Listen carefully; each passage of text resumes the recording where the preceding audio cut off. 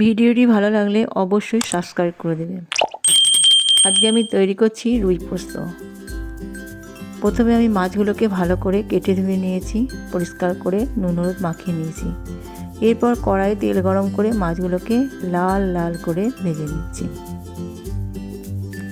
মাছগুলো আর দেখালাম না, জাস্ট ভাজাটাই আমি দেখাচ্ছি, বেশি কিছু দেখানো দরকার নেই, কারণ খুব সহজ পদ্ধতিতে খুব কম সময়ের মধ্যে এটা আমি তৈরি করে ফেলছি। প্রত্যেকটা মাছ এইভাবে আমি লাল লাল করে ভেজে নিচ্ছি। সব মাছগুলো আমি ভালো করে ভেজে নিচ্ছি। ভিডিওটা যদি ভালো লাগে একটা লাইক করে দেবে।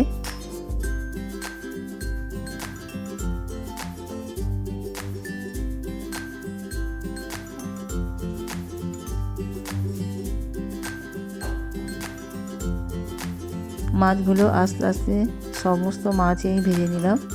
আর এদিকে আমি পোস্তটা বেটে নিয়েছি, আর পোস্তর মধ্যে দিয়ে দিয়েছি কাঁচা লঙ্কা। কড়াইয়ের মধ্যে আমি দিয়ে দিলাম জল। মাছগুলো সব কিছু তুলে নিয়ে দিয়ে দিচ্ছি লঙ্কা, তোমরা তোমাদের প্রয়োজন মতো ঝালটা দেবে। দিয়ে দিচ্ছি নুন, আর সামান্য পরিমাণে একটু হলুদ দেব, একবারে কম, যত সামান্য দিলে হয়, না দিলেও হয়। এরপর ভালো করে এটাকে আমি নাড়িয়ে নিচ্ছি না ফোটা পর্যন্ত। ভীষণ সহজ পদ্ধতিতে তৈরি রুই পোস্ত।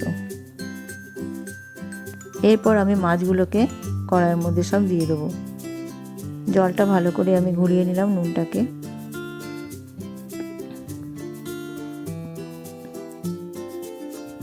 এটা ফুটে উঠলে মাছগুলোকে দিয়ে দেবো। দেখছি বেশ ফুটে উঠছে। এরপর মাছগুলোকে আমি দিয়ে দিলাম। তোমরা বাড়িতে তৈরি করে দেখবে, দারুণ সুন্দর একটা টেস্টি, অথচ খুব কম সময়ের মধ্যে রান্না হয়ে যাচ্ছে। যারা পারো না একবারই, তাদের জন্য এই রেসিপিটি। যারা প্রথম শিখছো একেবারে।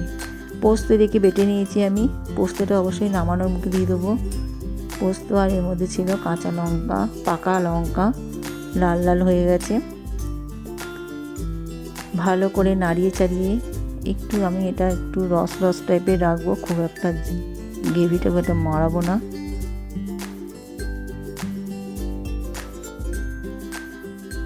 এটাকেও ফোটার জন্য আমি একটু সময় দিচ্ছি।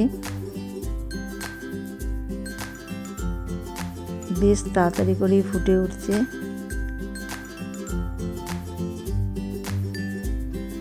এতে আমি কোনো ধনে পাতা ব্যবহার করব না, তাহলে পোস্তর গন্ধটা থাকবে না। অবশ্যই নামানোর আগে 1 চামচ কাঁচা তেল দিয়ে দেব।